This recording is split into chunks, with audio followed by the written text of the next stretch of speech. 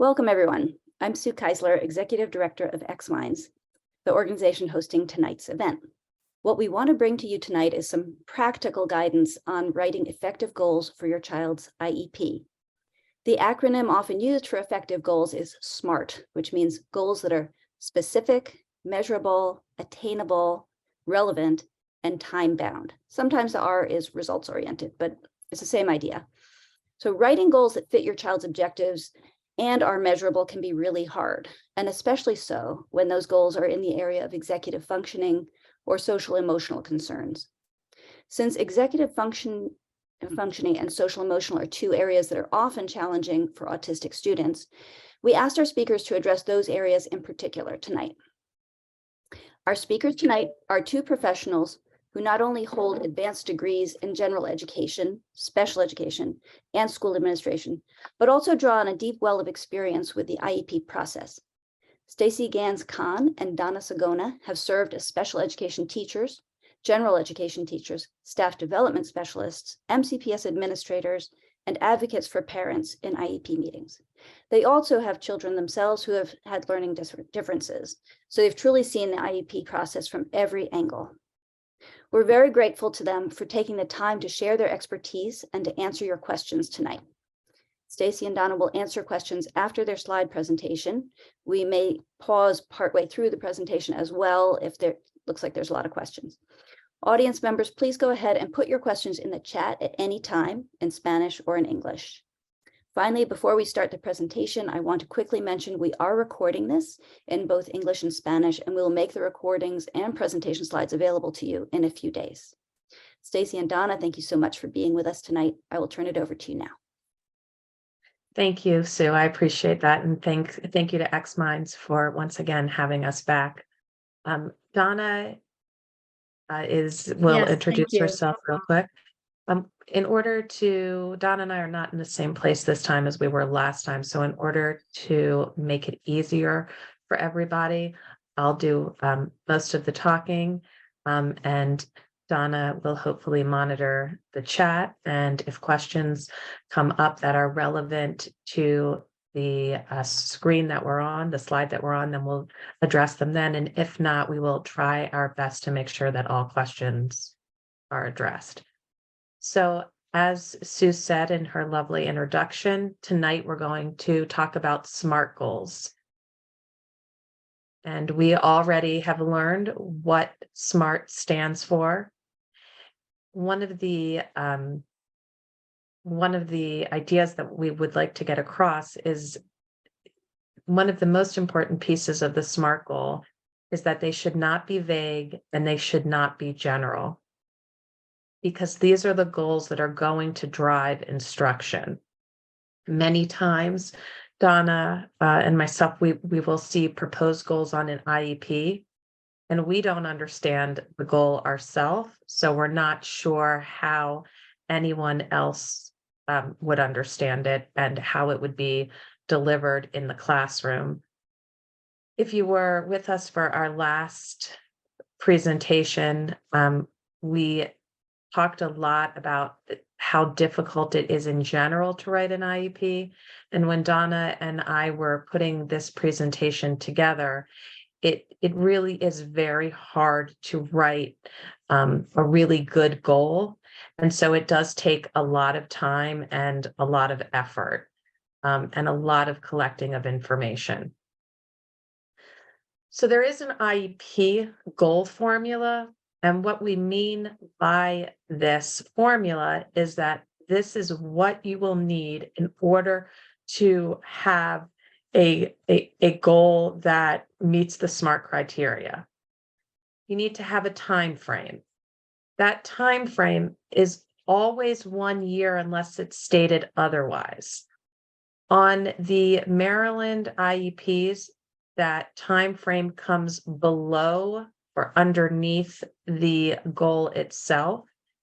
It's very important that you look at that time frame, because some goals, honestly, it's not going to take a year. And if it's not going to take a year and it's still on there as a time frame for a year, you want to remember to really monitor that goal and come back to it as soon as you have data or a school has data that it's been mastered, so that you can put a new goal on the IEP. It needs to be specific about what skill the child should know and be able to do. The setting needs to be included. Where will the school be demonstrated and measured? Sorry, the skill. And then the methods of measurement. How are we measuring progress? Are we measuring them by teacher reports, by completed work samples, by assessments? Rule of thumb, although it's not always easy to do, especially when it comes to social emotional goals, but rule of thumb is that you have at least 3 sources of data collection. And those sources should not all be a report card grade. Be very cognizant of those sources of those methods of measurement. And there needs to be an accuracy statement. That statement has to be specific, and it should align with the skill requirements.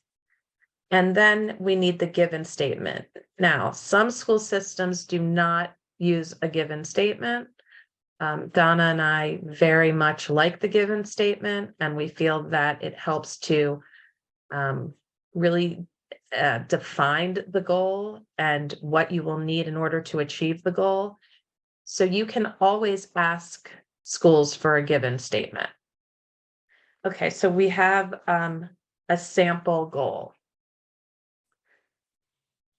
And our sample goal is, after listening to a picture story on the student's instructional level and given 3 answer choices from the same question or category, example, who question, provide 3 people pictures, the student will answer WH questions, who, what, and where, with 80% accuracy across 3 data points per quarter, as measured by student work samples, informal classroom assessments, and teacher data collection.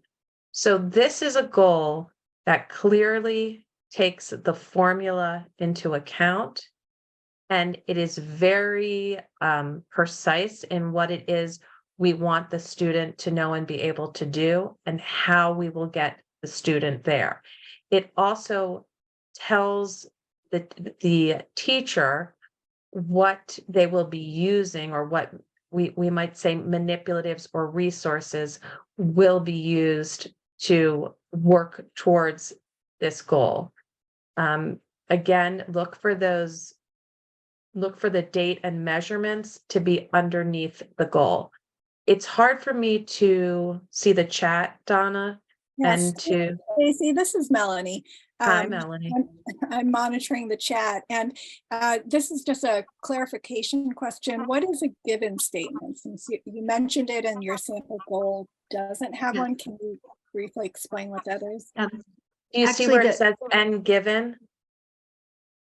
So after listening to a picture story, sorry, Donna, I didn't mean to cut you off, on the student's instructional level and given 3 answer choices. So that's the given statement. Sometimes it might say, given graphic organizers, word bank, and criteria for success, the student will. So the given is the tools that are going to be used to get the student to complete the goal.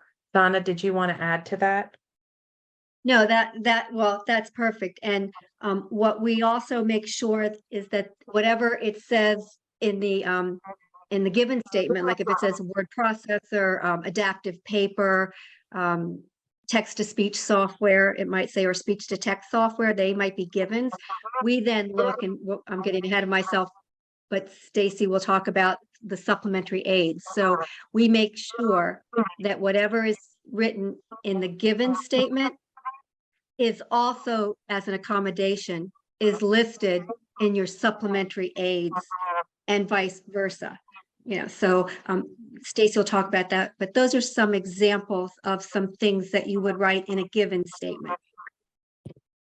Right, and Donna brings up a good point. So for this goal, you would have in your sub aids and services possibly picture stories, choice boards, WH question cards, all of that would be placed in supplemental aids and services. If it's mentioned in the goal as a manipulative or as a given that is needed, it has to go. It has to go into the supplemental aids and services. Melanie, were there any other questions relevant to what we've covered so far? He just followed up with saying, I guess it's accommodations. Would you say that's accurate?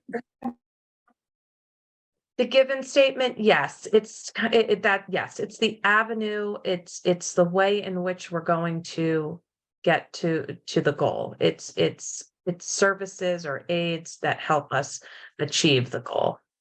So yes, I would say that that's correct.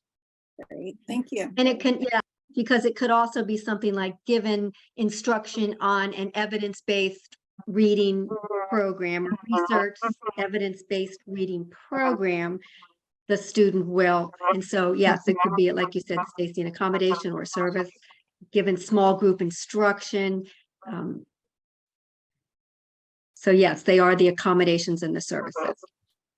And it's also important to note that when you look at the present levels of performance and you look at the data points that are on the present levels of performance, you're going to be looking for student work samples, informal classroom assessments, and teacher data collection as it states at the end of this goal. So we come to the big but in the room, which is before you can craft a smart IEP goal, you must have well-written present levels of performance. For as long as I have been doing this and Donna's been advocating and writing goals, if there's one thing that has become crystal clear to us over the past few years, it is that present levels of performance or present levels of academic performance, whatever you want to call them, for the ease of tonight, we're calling them the plop, are, in my opinion, the most important pieces of the IEP. You cannot write a goal without clear present levels. You do not know what supplemental aids and services you will need without clear present levels. It really is the foundation of which the IEP is developed. It is the concrete, it is the flooring, it is, you know, in a house, you've got to build on a level, solid ground. You have to have those. So it's that detailed information that will drive the determination of the goals, the services, the supports, and ultimately the placement. We see time and time again, I feel like a broken record, weak present levels. Donna and I often will sit in meetings and we will say, let's discuss the present levels. Let's hear from the teacher. The teacher will report out and have, or teachers will have wonderful information. The specialist will have wonderful information, but it was never captured in present levels. All that information needs to be in present levels. And that leads us to, does anyone have any questions about present levels? So we're going to continue to, sorry, Melanie, we're going to continue to talk, but just wondering if I need to stop. Okay. And So- Stacy, could I make Sure. and while we're sitting in, you know, you're given a draft ahead of time, and while we're sitting in these meetings, beefing up, I guess, the present levels, you know, it's important that they get captured, because in the fight, that all of that discussion, that rich discussion, is captured in the final document, so that everyone has a clear picture of the student's present level. So oftentimes that's not done, it's not captured, and the final copy has the same information that was on the original draft. So it's just important to capture all that discussion. And just kind of for the audience knowledge, MCPS has said that you can put data in the trend chart of the present levels, but anything past 2 years old, as far as reports or teacher input, really should not be there. So it really should reflect the student where they are now as a present level. And Donna and I are involved in one IEP that started, I think, in November or December, and we're still ongoing on present levels for various reasons. And now we need to go back because the child is in a different place than they were 5 months ago. We have to redo those present levels for now, even though this IEP hasn't been closed yet, because there's growth. One would hope that there's a lot of growth, and it needs to be reflected. And the present levels are also a good place to refer back to see how things have changed, either, for the better, or what weaknesses are still there. So that present level is to be comprehensive about abilities, performance, strengths, and needs. All of this information that is known about your child should be in that present level. However, many times we see present levels that are subjective. We really caution those observations that do not directly relate to the IEP. For instance, we'll hear something to the effect of, Johnny is happy. Well, is always happy. How do we know that Johnny is always happy? What data do we have? So we're constantly going back to the data, and also what has worked and what has not worked. Sometimes you will have many supplemental aids and services, but either the child isn't using them or the school hasn't introduced them to the child. Sometimes we'll hear, well, they're not using any of their supplemental aids and services. Then we'll say, has anyone taught them how to use speech to text? Oh no, but it's on the computer, so they should know. So again, all of that would go into, all of that would go into the present level. Any other questions on that? Donna and Melanie, I'm counting on you both to interrupt me if there's something we need to answer. You're good. Okay, thanks. No, wait, hold on one second. Sure. There is one question. If your child is in a general ed setting part of the day and contained class part of the day, like the Connections program, should there be present levels written for the goals for both the gen ed setting and the contained class? Absolutely, because goals are supposed to be worked on through all settings, especially if there is a social, emotional, and executive functioning. And we're going to talk about that as well. Yes, absolutely.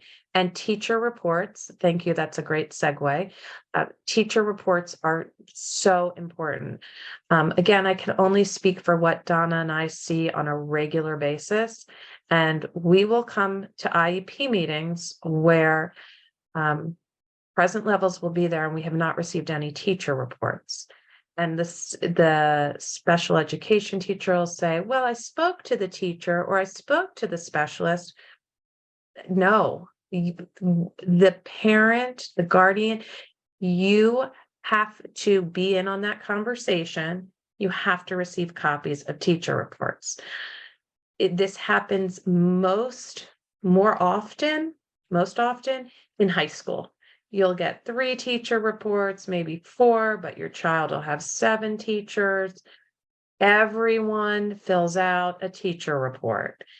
If you get 3 or you only get 4, you go back and you ask for all of them, for every subject.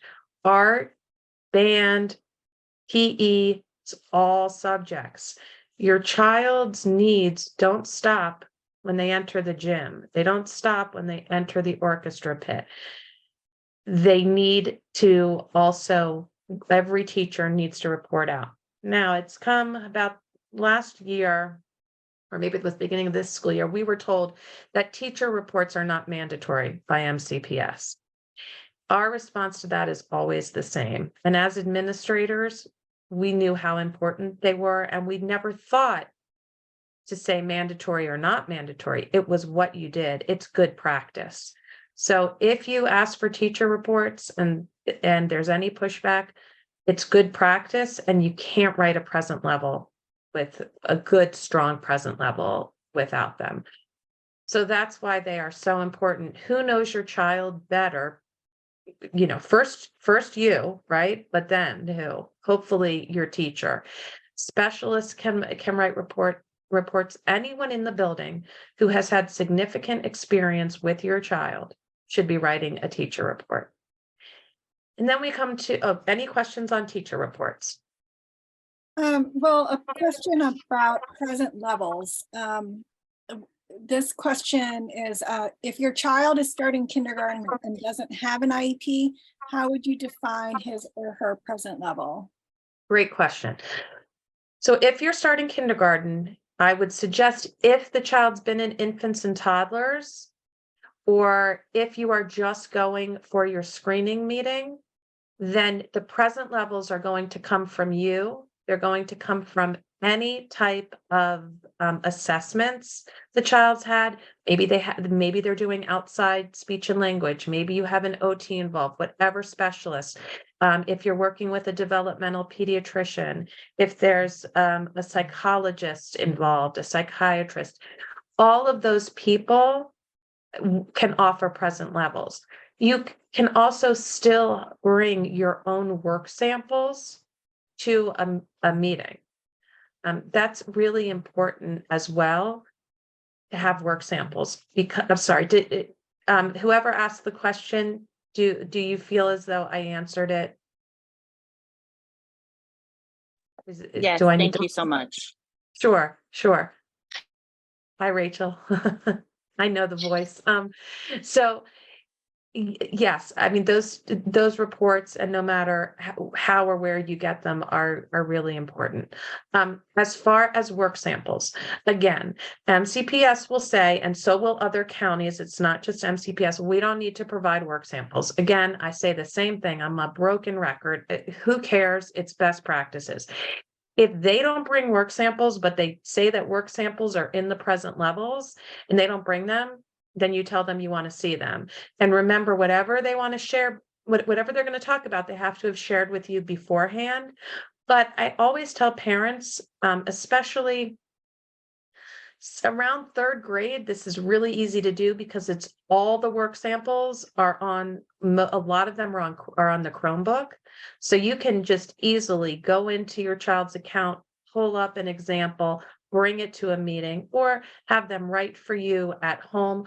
Whatever it is you are trying to show the team, whether it's OT, whether it's, the ability or the inability to organize for writing pieces, bring that with you. So important. A lot of times we see work samples and we can tell you right away what's working for the child and what's not working for the child. And oftentimes work samples are that little window into the classroom that you always wanted to see, but you didn't see. Work samples tell so much. Any questions about work samples? I do want you to keep going with your presentation, but very quickly, someone is asking, should a dedicated paraeducator be providing a teacher report? My son's Ritzy refuses to allow us contact with him despite being with my son in every class. Yeah, in my opinion, yes. And that's when I shake my head. I don't know the situation, and I don't have answers for that. All I can say to you is that if I were the administrator, Donna were the administrator, that's a no-brainer. But to us, of course you would want that. Not being able to have contact, I think, I don't want to get too specific, but I think that that's time to escalate that. There should never be a no Right. contact provision with someone who is working directly with your child. Go ahead, Donna. Sorry. No, I agree. And it may be that do you still hear the feedback? Yes, there is I- some extra noise. Oh, wow, Wait, there's let no me- noise in this house. Okay, well, sometimes the administration doesn't want a non-professional, like corresponding, like a paraeducator would not answer an email to a parent, but there is a way for information to be received from that paraeducator. The paraeducator can talk to the teacher, then the teacher can relay it at a formal meeting. But to say that, if you see this person in the hallway, you can't ask, how's my student doing, is ridiculous. So I think that's something that you could, like Stacy said, talk to the administrator about. And I'll try not to chime in as much now because of the feedback. So sorry about that. And I would also say that that would be a great time to also put into place a homeschool communication log. If they're telling you you can't have direct contact, then I would put in a communication log. But yes, you absolutely need that feedback. Okay, so this is a present level for a social, emotional, behavioral goal. When I looked at it first, I said, "Oh, Donna, it only has a teacher report and an observation." And then we talked about it a little bit more, and we said, it's hard. It's hard on on the social emotional to find many data points. It's not hard on the academic ones. So this is just what we would consider to be. This is a present level that actually we have coming up. We haven't discussed with the team yet, but it gives some clear, specific feedback. Well, many times too, we will see that teachers will put on grade level, on grade level, on grade level, and then you get to the present level and it says below grade level. And when you talk about that, then there becomes a lot of backtracking. Well, they're working at grade level at the curriculum, but they're below grade level. Those really have to mesh. We will see in high school a lot where it will say the child's at grade level, but then you look at the level of performance and it'll say 8th grade or 7th grade. Now, sometimes it's an error and they've copied the same IEP, or sometimes they really don't know how to identify a reading level, or they don't understand how to look at a social, emotional, and behavioral level and really figure out where they are when compared to peers. Does anyone have any questions? I hesitate to read this because I know our time is limited. But are there any questions about the present levels? And I do want to say this is a short present level. When we do the academic present levels, they are very, very involved. And when we do a social emotional present level for students who either rotate in elementary school or middle and high school, and they have more than one teacher, these are much, much more involved and much longer. Donna, anything to add? No, I think that's the reason we liked this one is because it really got specific about, it even talked about the strategies that this child used and how that was working. Talked about the different zones of regulation, and it just gave a lot more information than we usually get. Like it'll say she does take it takes 5 minutes to sit down with no verbal discussion. She is able to regulate back to a calm and ready to work zone after she uses the strategies. So it was more descriptive than we usually get, which is why we put this in there. Social emotional, they are hard to document, but that was a better effort than we've seen. I was just going to say, I think we should move on. It's about 7:32, so I just want to make sure you're pacing yourself. I'm trying. So when you're writing a goal, though, you really have to back map and summarize. And what that means is if we say, and you can see that we have it written up here for the sake of time, if you want a child to be able to summarize a story, what do they need to do to be able to do that, right? Well, in order to summarize, you have to be able to retell, but you also have to be able to pick out and determine the important pieces of the story. So it may be that summarizing, if they can't do those other skills yet, isn't the right goal. So you really have to look at task analysis and analyzing to make sure, and again, going back to the present levels, that the goal is appropriate and that the steps that they need before the goal are covered. And if not, then you have to go back and figure out what needs to be put first, if that makes sense. I'm going to try to speed it up a little. Okay, social interaction goals.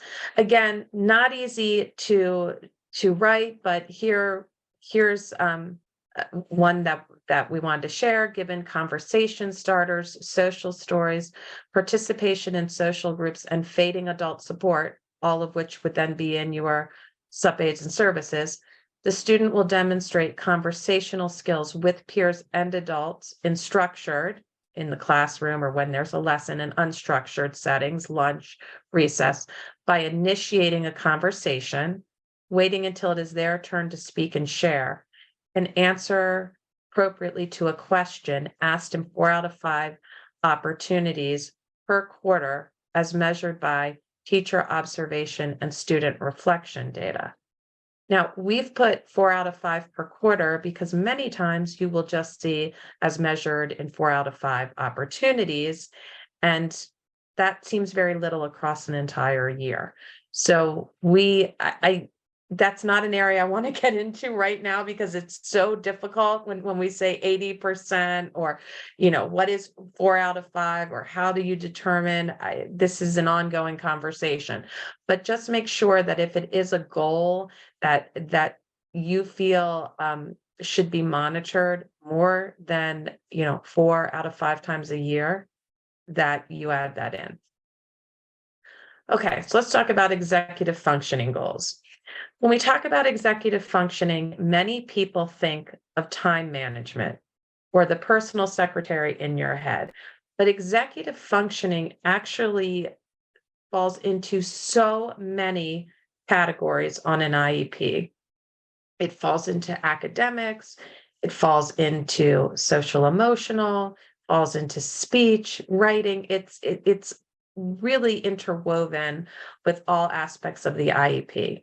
So if there is an executive functioning deficit, then this can be addressed on the IEP.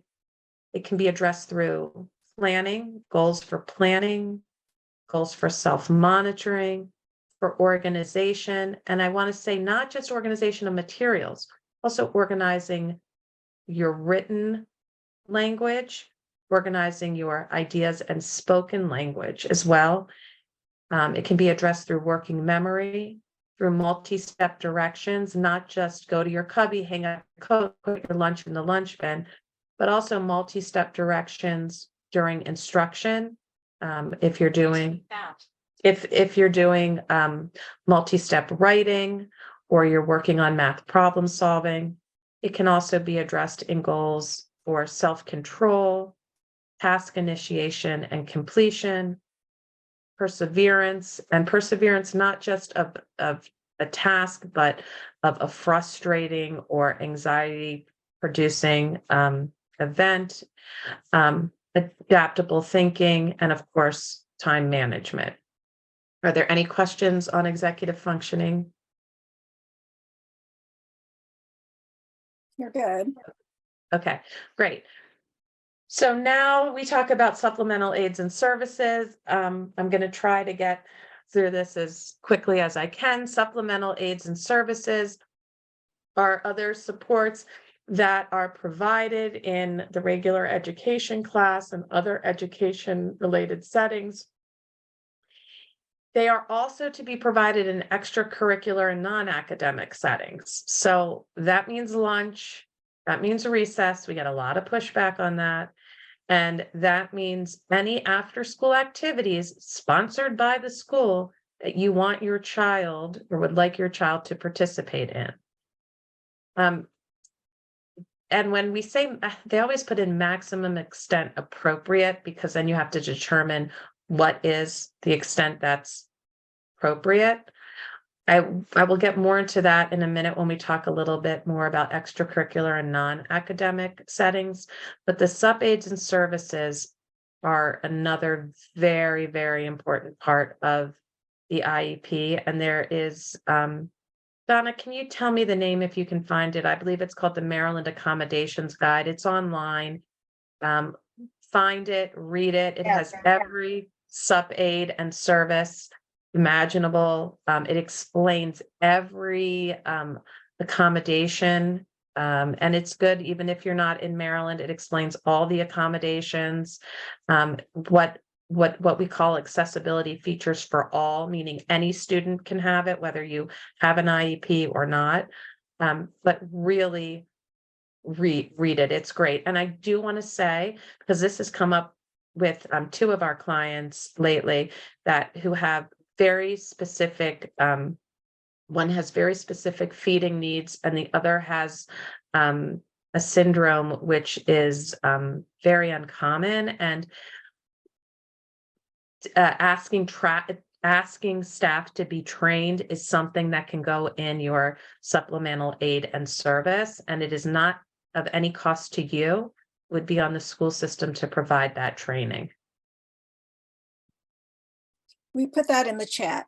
Annie put that link in the chat if you'd like to refer Great. to it. Thank you. So again, supplemental aids and services, when we talk about social, emotional, and peer interactions, we get a lot of questions. Well, can the school really help with peers? What can they do? And there's a lot that can be done. Counselors are hesitant sometimes, not all the time. We work with some really great counselors, are hesitant sometimes to be placed on the IEP.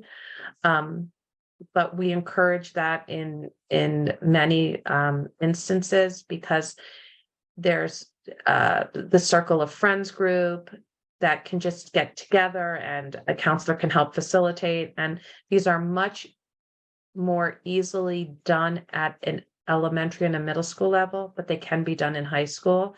You really have to think outside the box, but there's a lot that can be done. Cooperative learning groups, very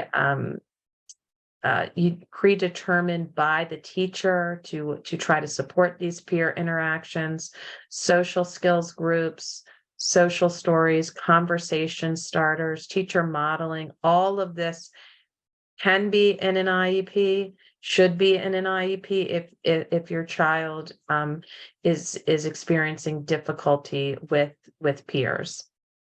We see this a lot too. Sorry, Donna, 1 second. We see this a lot too with speech and language, with pragmatics, with the ability to be able to kind of read social cues, and understanding how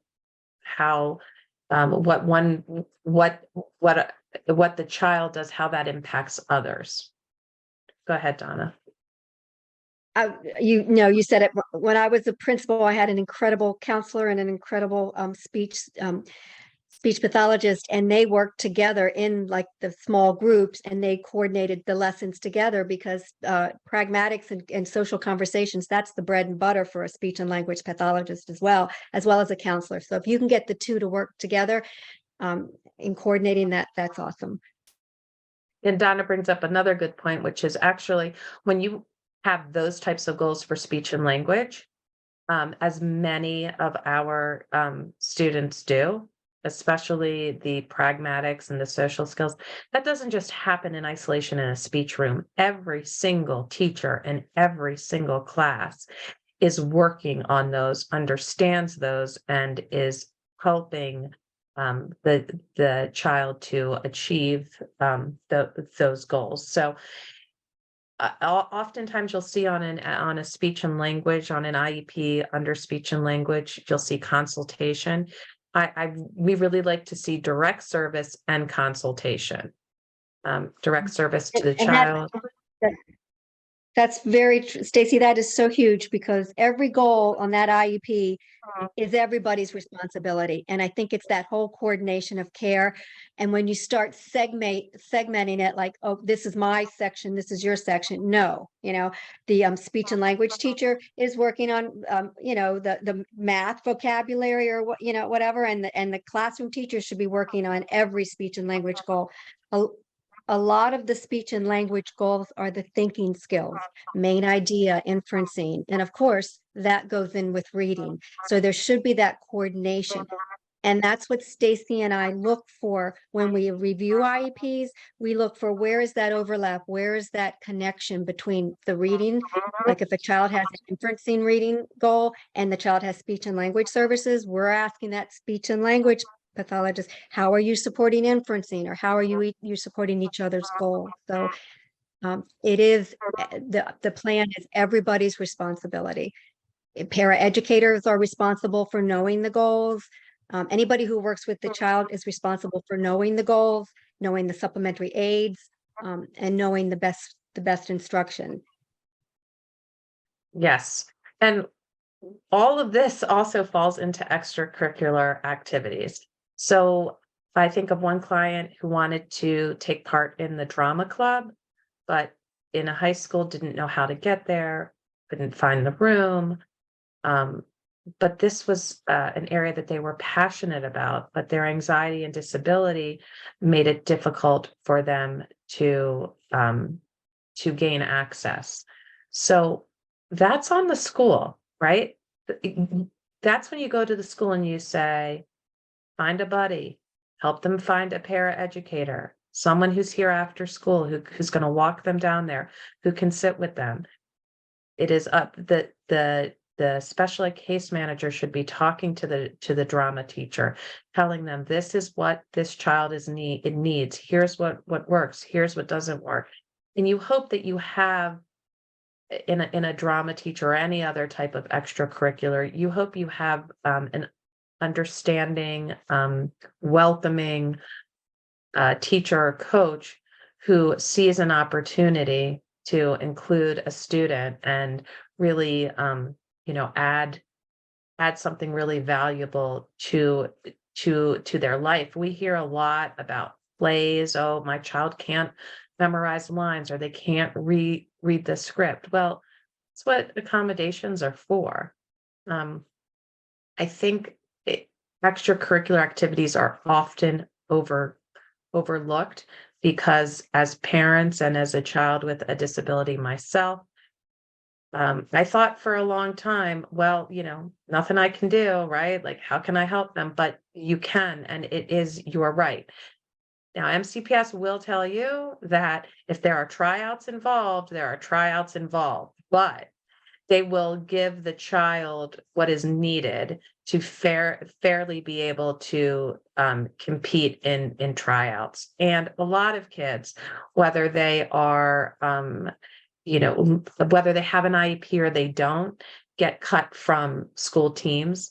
And I always say, but there are other jobs, right? There's managers of teams, there's stat takers. There are just so many opportunities. If your child wants to be involved in a sport, there are many opportunities.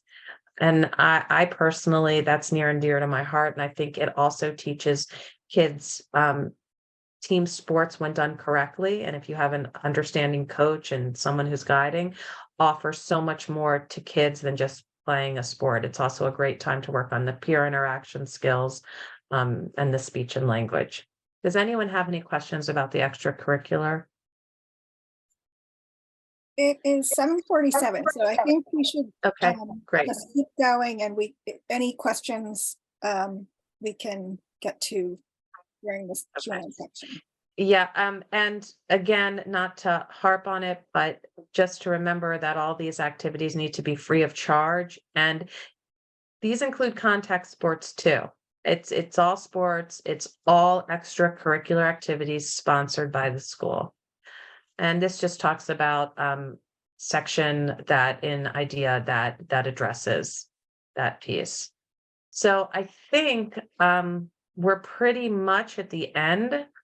This is just more on extracurricular, which everyone can see. So Melanie, I think we can answer questions now if that works within the time frame.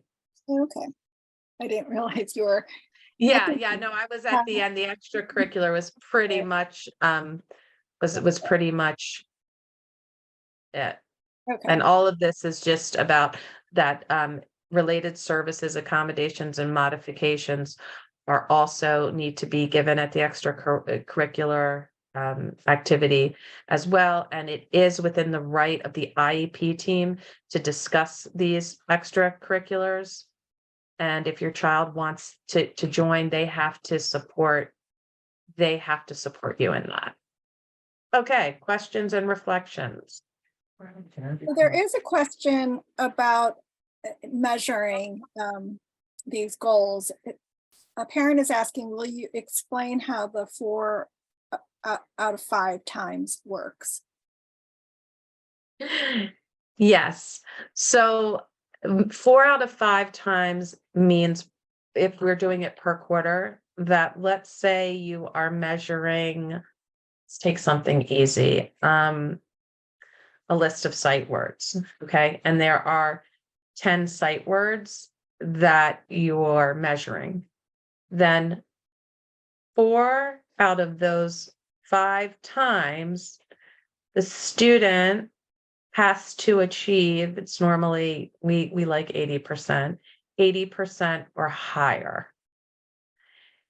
If you're measuring social emotional 4 out of 5 times, then you're measuring the situation and their ability to navigate the situation to what is deemed, I guess you could say, appropriate 4 out of 5 times per quarter.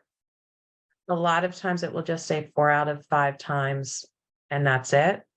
And sometimes it'll say like 2 out of 3 and it doesn't equal 80%. That there is so much, I don't know if the word is uncertainty around that, but it's been a bone of contention for us for a long time. And I wish there would be more guidance around that.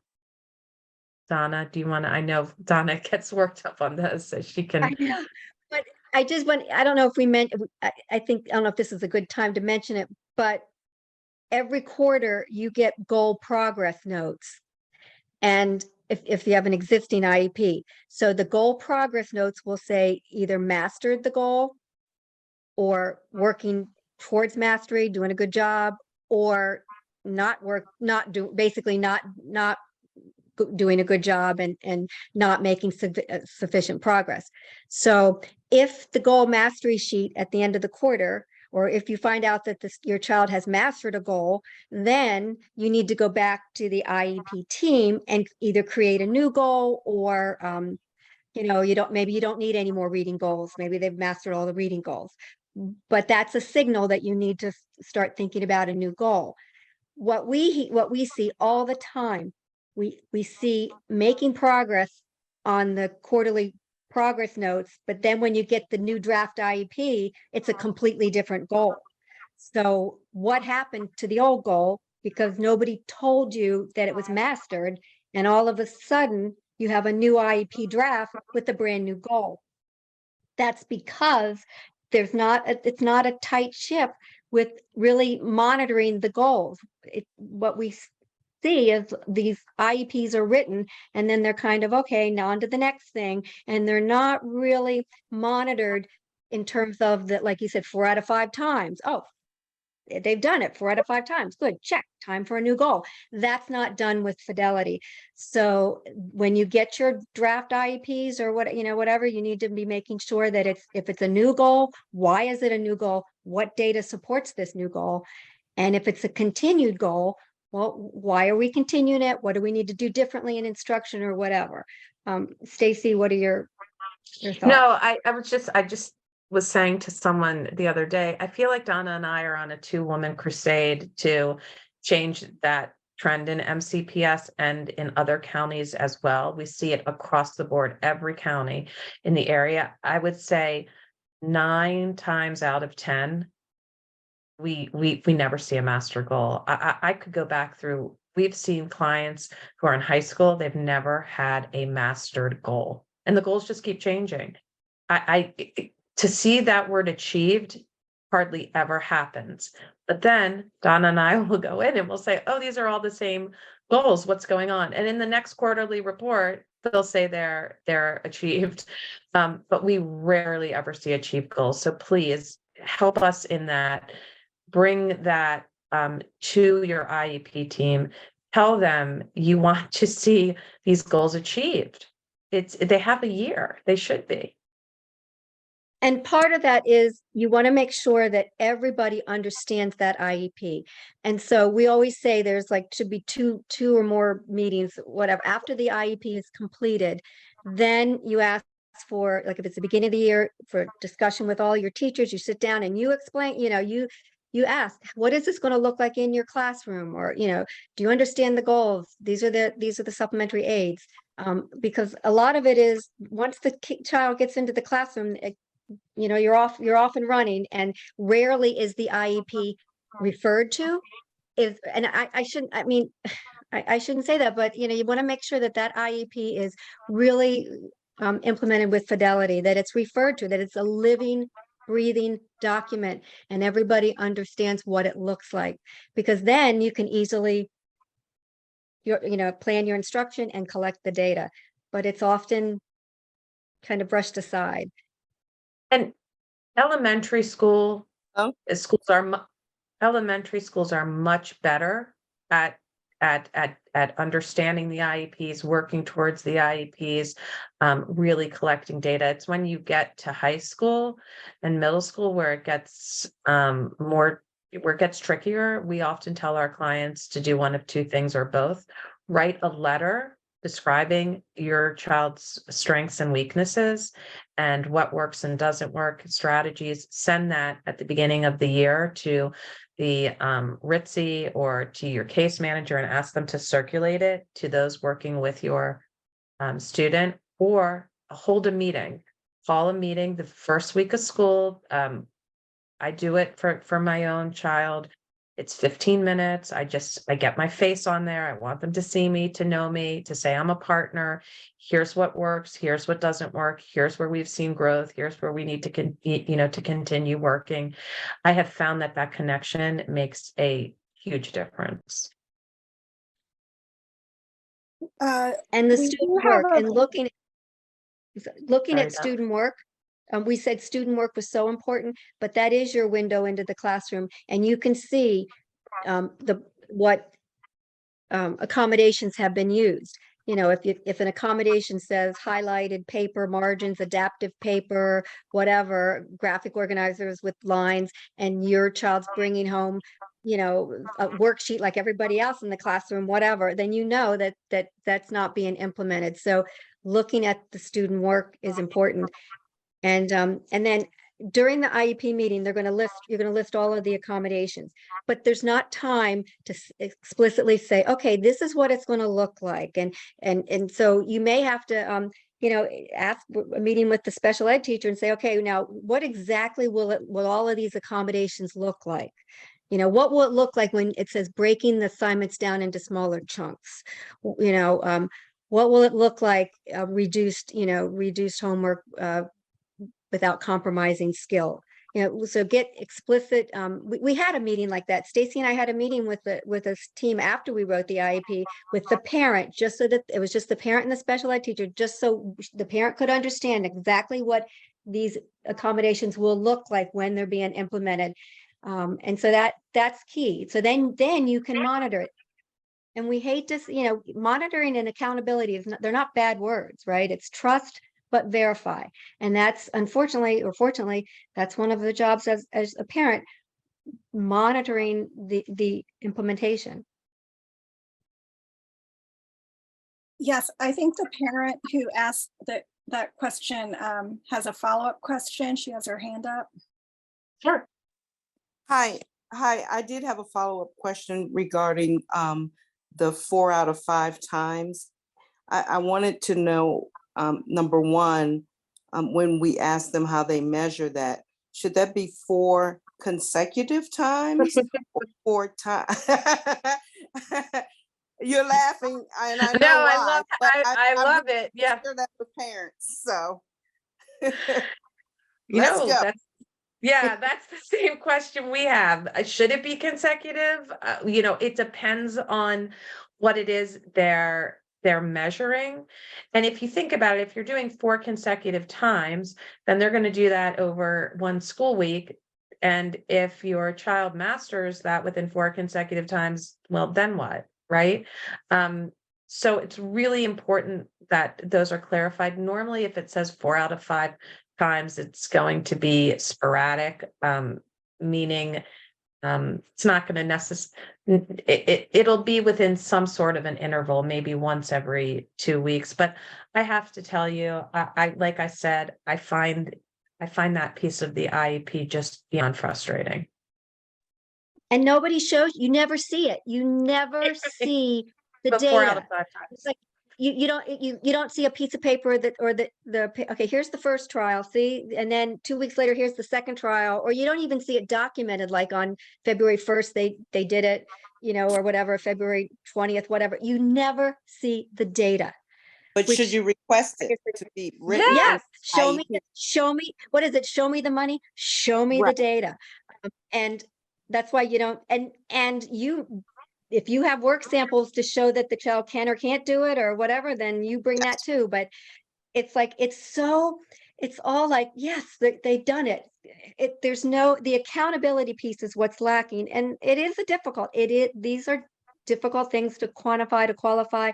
But yeah, it's almost like a he said, she said. And I think, sometimes Donna and I sit back and we think, okay, well, when we were administrators, right, how would we have handled that? Or what would we have done in the classroom? And I really think we're realistic. I don't think we asked for anything that we wouldn't have done ourselves. Or you hear a lot, well, that's a lot of work. Teachers have a lot of work. Yes, we certainly understand that.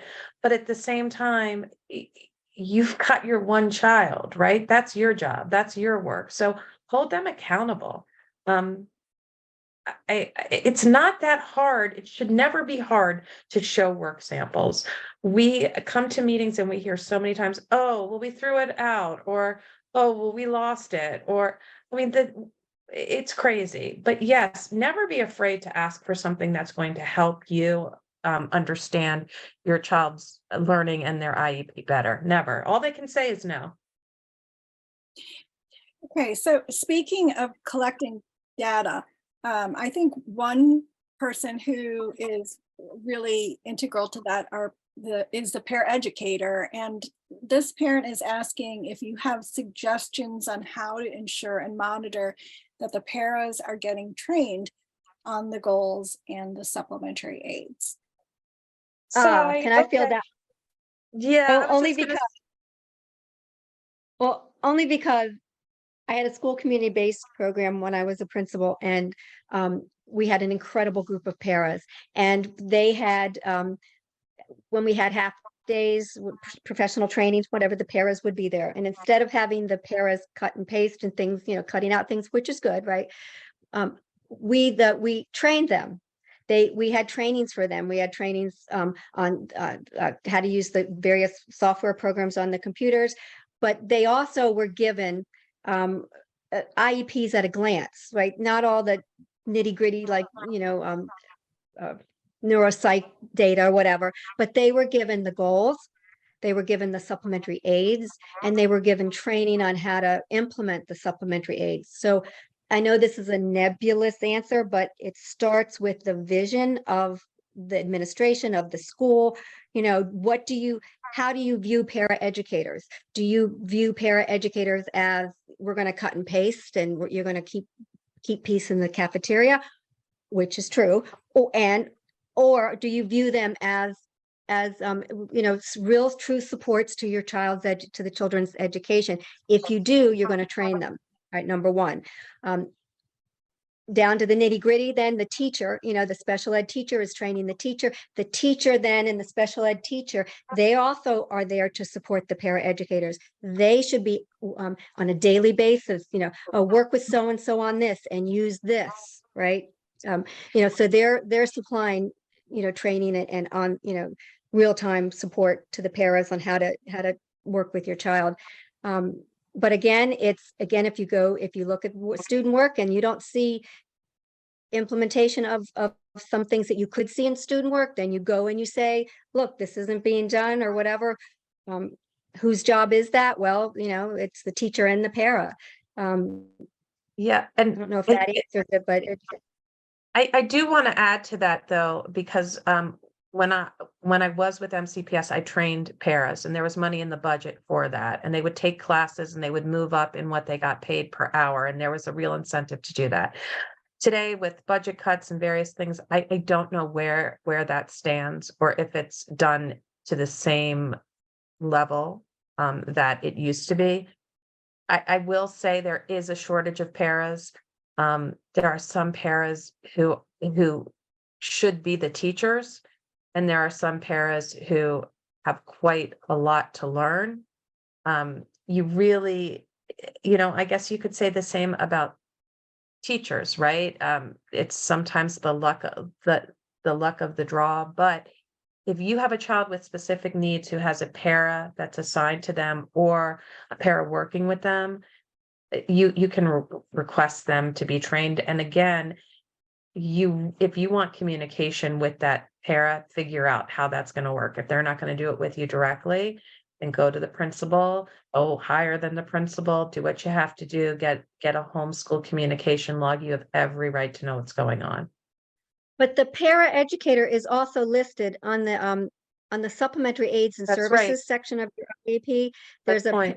section that says service provider, and you should always have the classroom teacher. You should always have the special education teacher, sometimes a counselor, a speech and language, if appropriate, OT. But oftentimes it'll say, a lot of times it does say para educator or whatever they Instructional, title that. yeah.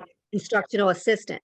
So it's right there on the IEP. Well, look, a service provider is the para educator. So that pair right there, that locks the school system into having some kind of training, or that para should be implementing it.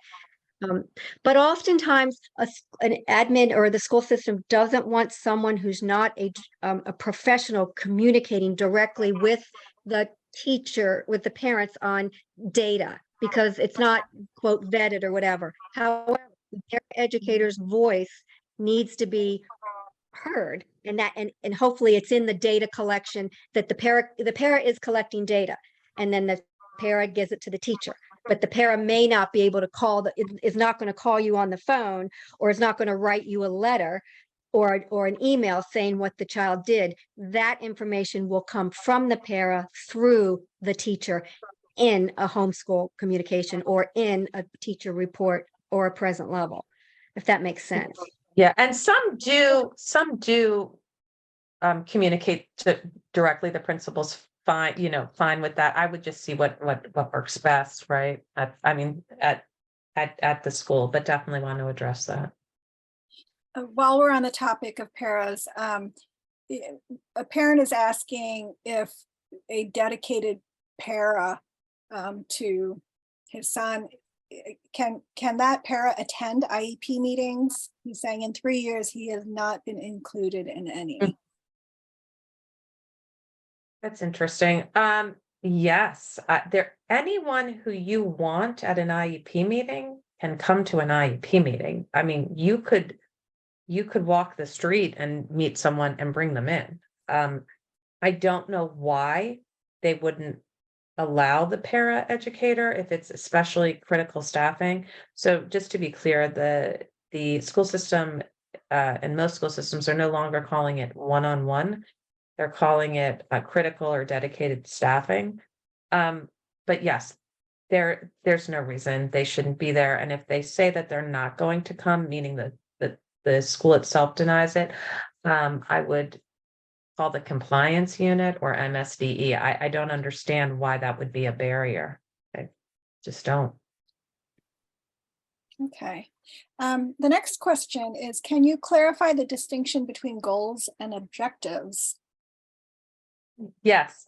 So a goal is the overarching, it's the broad, and the objectives are what you're going to do to reach that goal.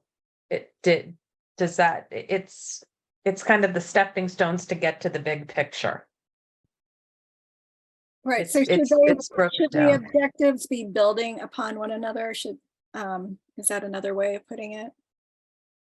Well, not necessarily, because you're going to do them all in you may be working on more than one objective at a time, but those are the objectives that's kind of the analysis of the goal that needs to be done to get to the bigger goal, if that makes sense. Donna may have a better way of wording it, but No, and yeah, and some like Montgomery County tends to, and there's a kind of two schools of thought arguments yes, kind of with Montgomery County.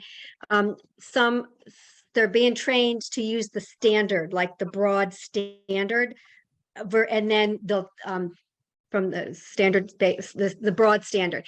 Then the objectives break down the standard, where other counties or other places will just write, like student will be able to, read a list of sight words, right? Where Montgomery County might write, the student will be able to, and they'll use fancy flowery language about reading and comprehending, and then sight words might be an objective. But so sometimes you're going to see some counties only put a simple goal with no objectives. I think Virginia does that, right? States is more of just very little they don't objectives. like Montgomery County, objectives. yes, they don't like. Now Montgomery County always has objectives because their goals are more broad than the objectives are more specific. Yes, they should. Sometimes they are sequential. First you have to do this, and then you master objective 1, and then objective 2. Sometimes they're not. Like in a writing example or objective, they might be asked to they might be asked to evaluate or use a checklist or something while they're writing, but they're also still they're still learning to write a paragraph or an introduction or whatever. So they're doing them simultaneously, and sometimes they are sequential, but it all depends on the goal, if that makes sense. And but bottom line is you have to ask the team, what does this look like? What does this look like if my child was to do this, master this goal, what would it look like? And get them to explain it in, we say, English instead of this flowery language. Yeah, Donna likes to call it a word salad, and sometimes it is a word salad. And also, you don't need to have a ton of objectives. Sometimes I feel I'll see like 4 objectives because the teacher who's writing the IEP feels like they need to have 4 objectives. You can have 1, you can have 2. And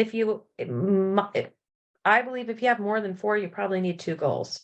That should probably be split up into another goal. Okay. The next question, is it mandatory for an assessment to be completed again in order to get a new goal added to the IEP? So question about new goals.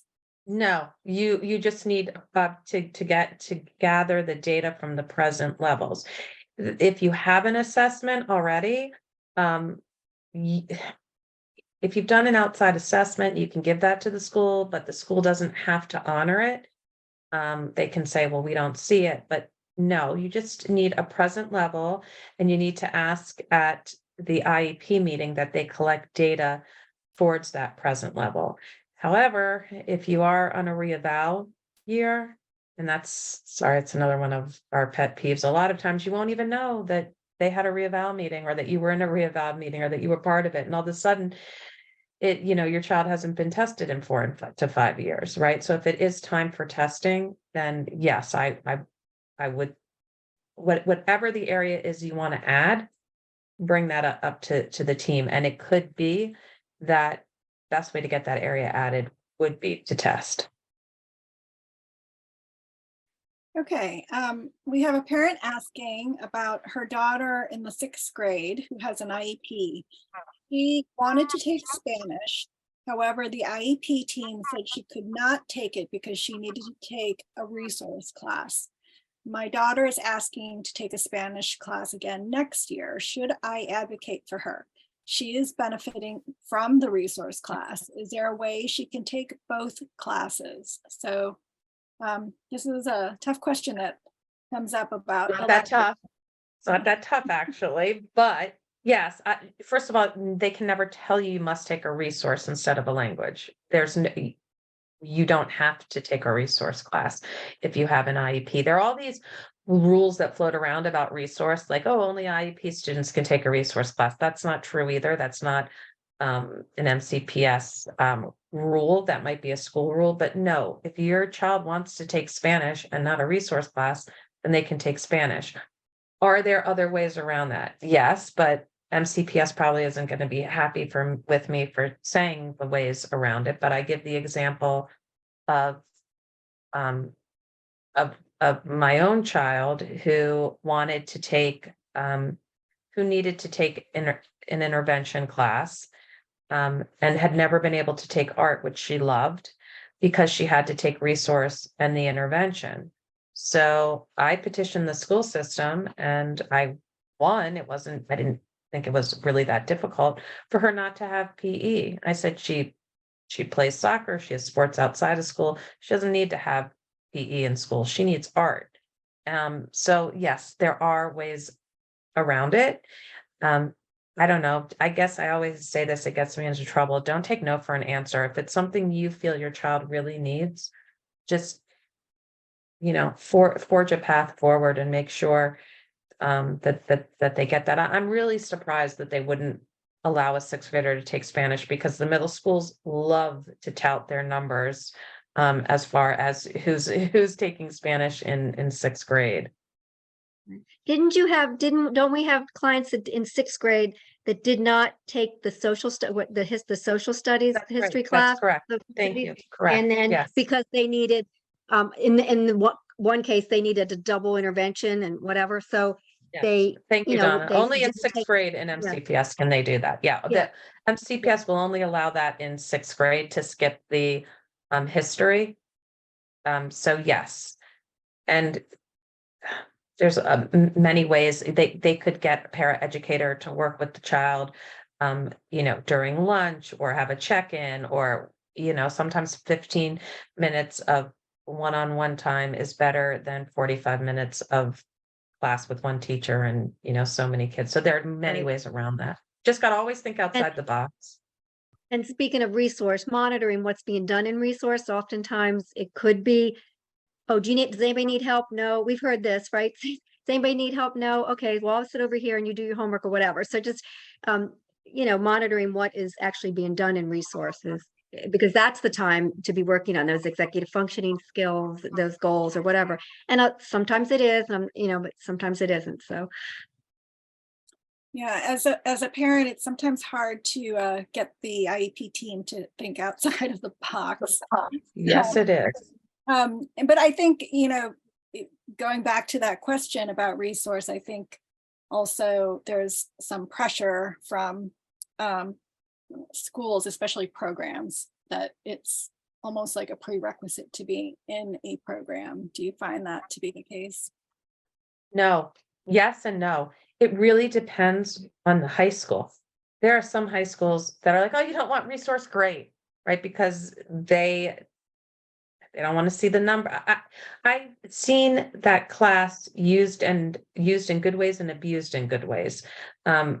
It really is dependent from school to school on what it looks like. I have schools that would like not to do any resource, would like to call it, a study hall and be able to put any teacher in there so that they can free up these case managers to do their paperwork. So there's a lot of different views when it comes to resource and how schools view them. And some schools have very few resource periods, and some schools have it offered every class period, which is another problem, right? Because, for instance, we have one client who wants to be in a certain band, like a subsidiary band, but it's only 7th period.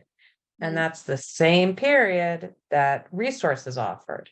So you can't be in both, and it's only offered one period. But if resource is written into the IEP, then they have to offer it, even if it's just for that child. But that's a whole nother legal realm you probably don't want to go down right now. Well, good information.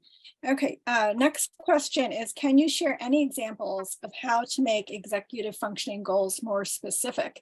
My son's goals and accommodations never seem to change. I'm looking for examples of how to add to the goals and make them more detailed.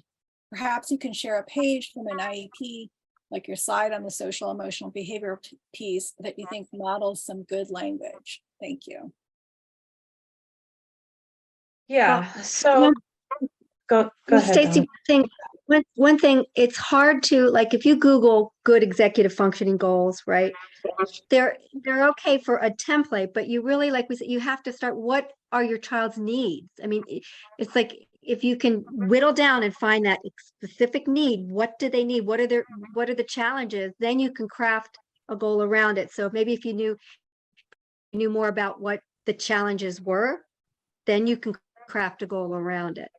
And I'd want to know why they're not meeting it. I mean, then I start thinking about, well, the school system's going to owe me some services because I have a goal that's never been met. I mean, I don't know if the person wants to unmute and talk. I'm just wondering, how many years has this goal not been met? It's probably a fuzzy goal. It's probably a very Right. fuzzy, like it's a moving target, like, so you can't, no one understands the goal. Yeah, I'm going to put our information in the chat, and you can reach out to me with that question, and then I will. I don't want to.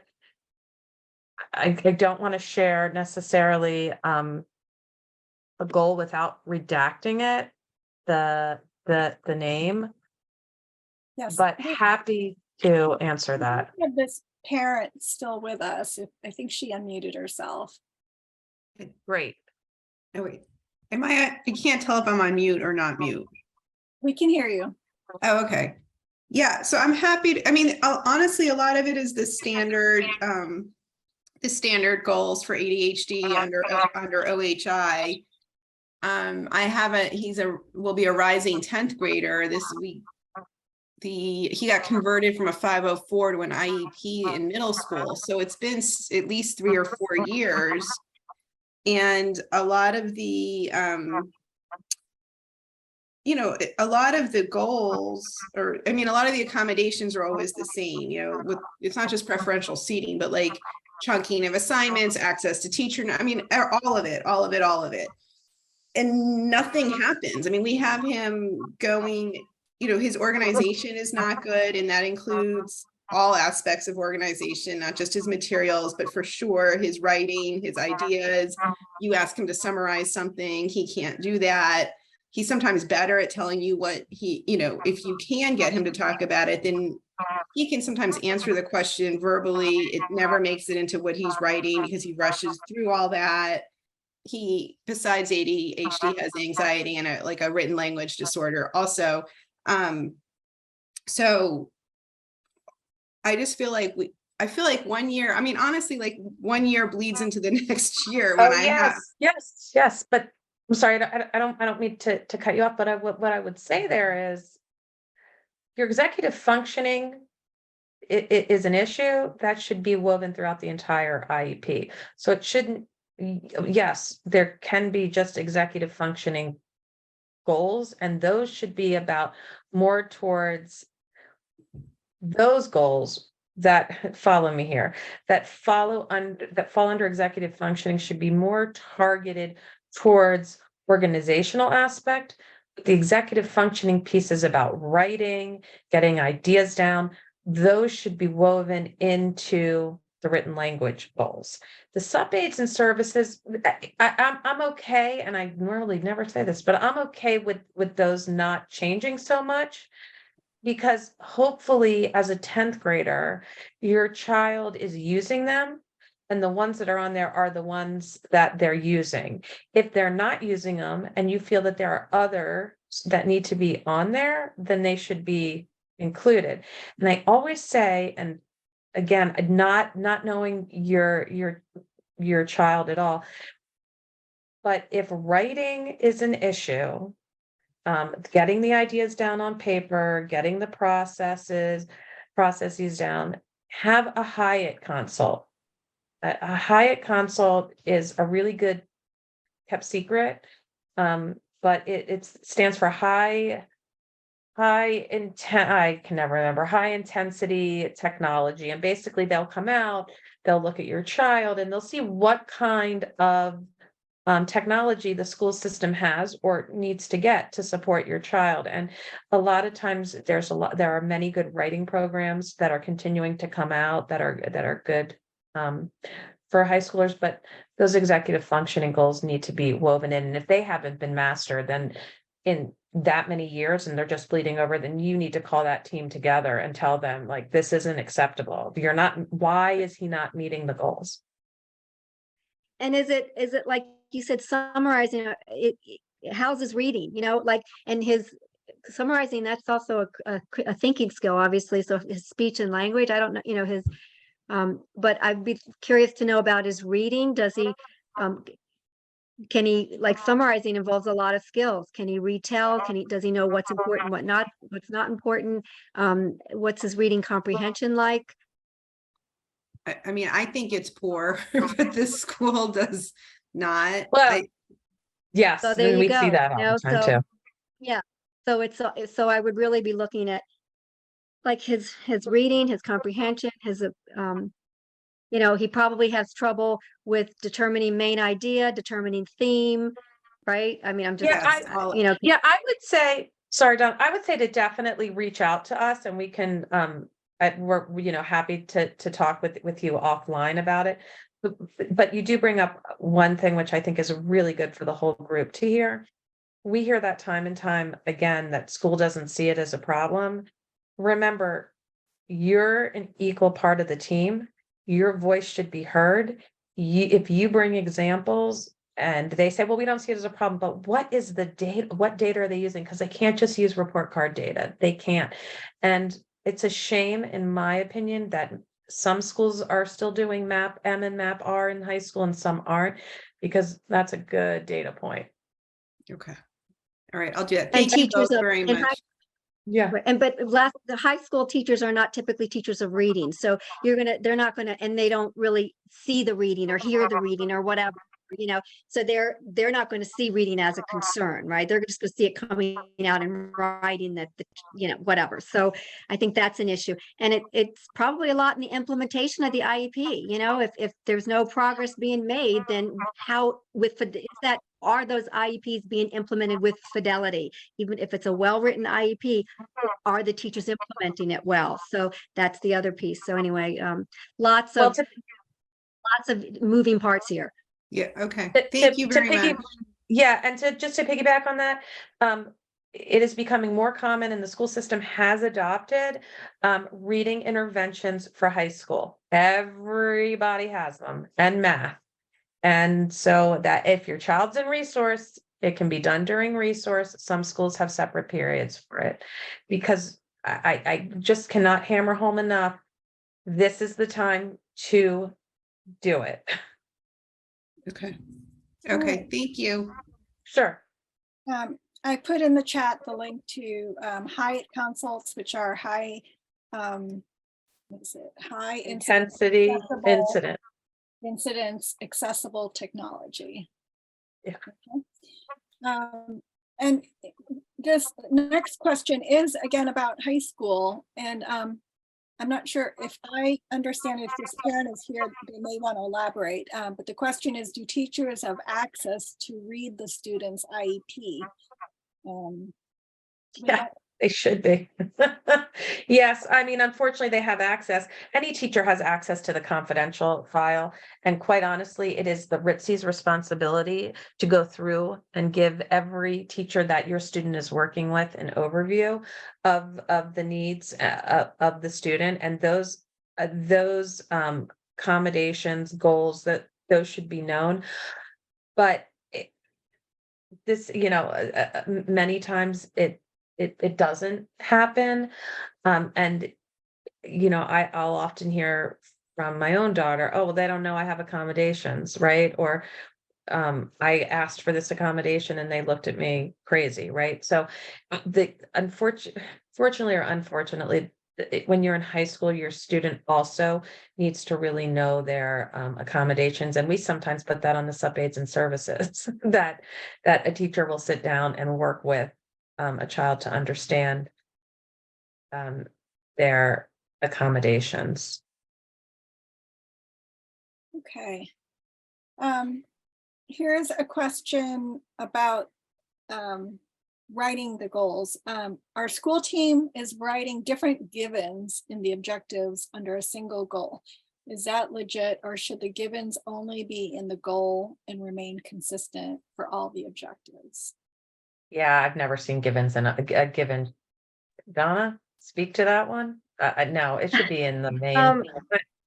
Yeah, sometimes they're, we see them in all of them in the main goal and then none in the objectives, right? And then sometimes we see them all in the main goal and then they're all repeated in the objectives. But I see what you're saying, because I guess there may be an objective where one accommodation, one given doesn't apply. I guess that's so why put it in if it doesn't apply? I would say this might be something where, as long as, like, let's look at the why. Okay, why are you doing this? You just want to make sure that their givens are appropriate for the goal. And I would say that maybe the givens in the objectives, maybe they all don't have to be ones that are listed in the goal if they're not appropriate, but I've never seen where they wouldn't be appropriate. But I just think using common sense in that respect, but every given that's listed in the goal, they should all be listed in the goal. That needs to be on the supplementary aids and services list, right? So they align. But that's a tricky one. I've never seen where they're using different givens in an objective that weren't listed in the goal. Yeah, I don't know how they could even do that, to be honest with you. Right. Right. Yeah, But I could see where one was listed in the goal, but maybe wouldn't be appropriate in the objective. Right. Right. So yeah, I think as long as the spirit's there, that they're appropriate to the goal and that they're listed in the supplementary aids and services. I don't know if that answered it. And I want to go back to the teachers for a minute, about knowing the IEP, especially in high school. My pet peeve, and I'm trying to get my own high school to change this, don't understand why every semester they change teachers. I think that our students are the students with the IEPs are the ones who need consistency, are the ones who need those teachers, and every principal, Donna and I would agree with me. I hope your strong teachers in your building. Who connects with kids. If a parent comes to you and says, my child has anxiety, they need a warm fuzzy, who that warm fuzzy is. That's it. And I always say, if you have a problem with a teacher, you're not the first one who's had a problem with the teacher. Even if you go into the principal and they say, what, really? Oh, I'm shocked, or whatever. I guarantee you're not the first parent. But I would advocate, and I would, if your child needs it, put in sub aids and services, that your school will do everything they can to ensure minimal changes of teachers, because just when they get to know these students in high school, there's a new one coming on. Okay, it is 8:31, but I have 2 questions left here in the chat. Would you like to answer them? Happy to. Okay. We have a question from a parent. What do you do when the notice of meeting indicates the type of person who will show up? For example, a speech pathologist who never shows up. And also the notice doesn't specify who by name is the person, and doesn't have any material or written reports. So sort of like. Okay, so if they're a service provider, if there's an SLP listed on there and they're a service provider, they have to be there. You have the right to say, I will not have this meeting until that person is here. If someone So a lot of times well, we don't see as much now because I think we've cracked down on it pretty well. But what it'll say is, I observed, I observed, I observed. And we'll say, well, no, we don't put that in present levels, or and give us a write-up. So if someone is supposed to have seen your child, a specialist, I'm assuming, you have the right to have a written report. I don't know if I answered that question, if I had the correct gist of it, but can you just put in the chat or just let us know, does your child receive speech and language? Is this parent still here with us? I believe they are. If you want to add that to the chat to clarify. Well, I can just say, if there are speech and language services on that IEP, they need to be there. Okay. And you have a right to say that you will not have the meeting until all people, all service providers are present. And another thing, I'm sorry, this is a little off topic, but this is another thing that's been getting me lately, is that you're supposed to have a general education teacher at all meetings, and they will come for 15 minutes, and then the person running the meeting will say, oh, they have a class to get to. Is it okay if we excuse them? And what are you going to say? No. But, a general education teacher should be there for the entire meeting. Okay. That happens more in the high schools, because in the elementary school, the general education teacher is, typically the homeroom teacher, whatever, but that happens a lot in high schools. And middle. And middle, Yeah. yeah. All right, last question. What data points can or should be included in present levels? I don't trust the special education teacher's comments about 4 out of 5 times trials or 80% comprehension. Are these too subjective based on classwork versus standardized testing? It should all be there, right? You should have standardized testing. If you're talking elementary school, make sure your MAP scores are there. Make sure the MAP scores are there delineated for MAP R and MAP M. Make sure there's informal data, observation data. Your data is important. Specialist data. If you've had an educational, a neuropsych, all of that. There's nothing that really should be excluded. Data is data, and the more you have, the better. Right, and parent, and if you look on the Maryland IEP, it says under present levels, it'll say, please include multiple sources of data, to include parent and student input, right? So I know there's a page that says parent input, and you write a little blurb, just a general blurb. But you can also, Stacy, correct me, you can also put information about reading. Let's say your child, you have specific information about how your child reads at home or struggles with reading or whatever. That can go into the reading present level, right, Stacy? I would think that could. Oh yeah, and absolutely. So, yeah. So and that's why your we parent input. Yeah. The parent input form, fill that out. Yeah, and fill it out for that. They're going to send you the exact question. What do you think your child's strengths are and needs? And then underneath that, or separately, you can say reading present level information, and you can write, look, my child never likes to read. He or she only reads, graphic novels, struggles with inferencing questions, whatever. That can be placed in present levels. We had a school tell us, well, only if it, remember, Stacy, they said only if it agrees, that information from parents, we put in only if it agrees with what we said, what we see, basically, right? And we were like, hey, but anyway, the multiple sources of data. That's why on the goals paper, the goal section where it says methods of measurement, Stacy and I like to put informal assessments, standard, formal assessments, MAP scores. We like to lay out, how are you going to assess this goal? And we get specific about those multiple data points. Okay, I think that you guys have done such a wonderful job. I think we've gotten to the end of the questions. Thank you so much, Stacy and Donna, for sharing so much important information tonight and staying to answer every question. I'd like to invite everyone in our audience to complete a short 2-question feedback form. And I know that Annie has put the link in the chat already. Also, we've recorded this presentation. We're going to email you a link to the recording in the next few days, as well as links to the slides. For the Spanish version, it takes a little longer. Please join us for our next 2 speaker events, which are in May.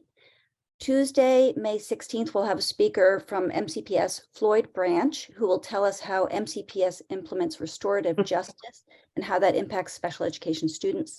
And on Tuesday, May 23rd, we're going to host our annual Autistic Self-Advocates panel. We'll have 3 autistic adults discuss starting their careers with our moderator, Zosha Sachs, who has years of experience supporting autistic individuals being included in their workplace and community. It's going to be a really good discussion. But the links to both of those are in the chat. And so I think that's it. So thank you so much for joining us tonight. Have a good rest of your evening. And once again, thank you to our presenters.